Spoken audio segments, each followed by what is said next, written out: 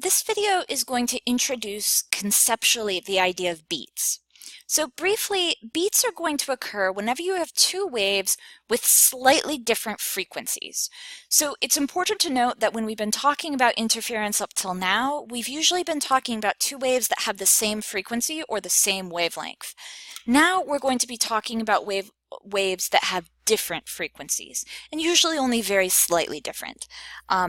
Obviously, if they have different frequencies, they would also have different wavelengths, since in this case we're talking about two waves that are traveling in the same medium. So if these are both sound waves in air, if they have the same speed and they have different frequencies, they must also have different wavelengths.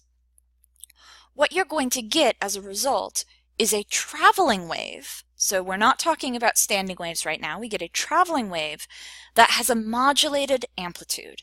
And that just means that the amplitude is varying in time. And when I show you a graphical representation of this, this is going to make more sense. Beats are one of those phenomena that once you've heard it, you'll know what it is. But I didn't actually bring a demo with me to where I record my videos, so you'll have to wait for class. But beats is something that you can really identify by ear and then understand what we're talking about when we say something about, for instance, the modulated amplitude. Now, the last thing that I want to point out, if this is the first time you've ever heard about this, you might think that beat refers to rhythm. For instance, normally the beat in music refers to maybe what the drum is doing. What is the pace? How many beats per minute is it?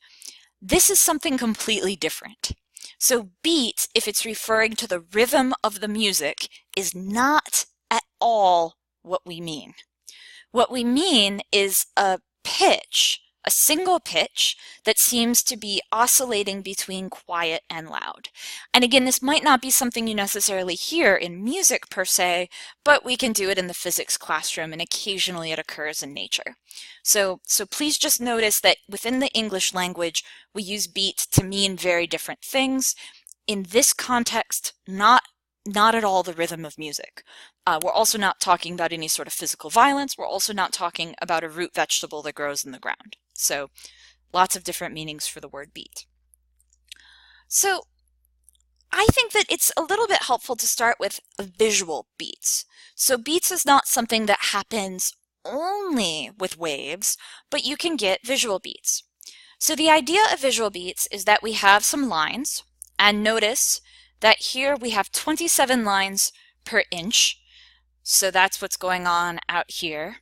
And then we have 25 lines per inch, which is going on in there.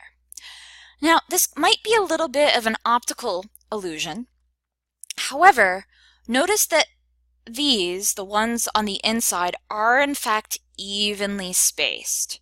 So what's tricky, and I'm going to totally botch this, but all of the lines here are evenly spaced. We just have two different types of lines, and you can see that at first they line up with one another. But then at a certain point, they do not line up.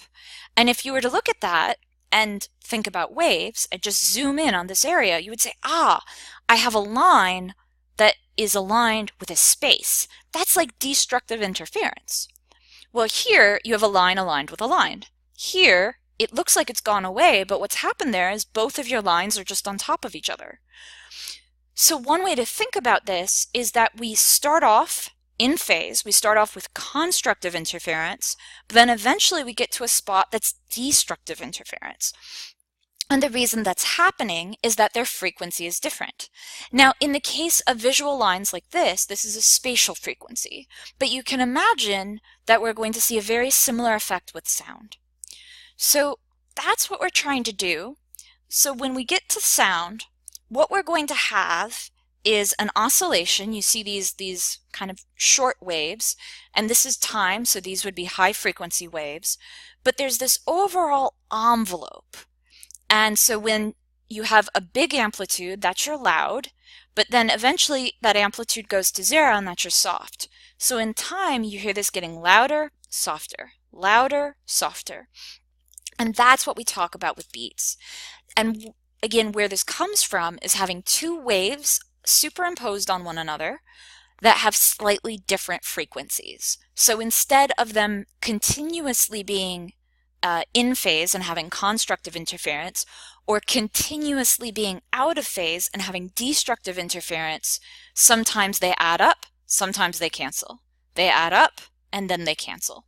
So we're going to talk in the next video about mathematically how to think through this, but this is the phenomena of beats.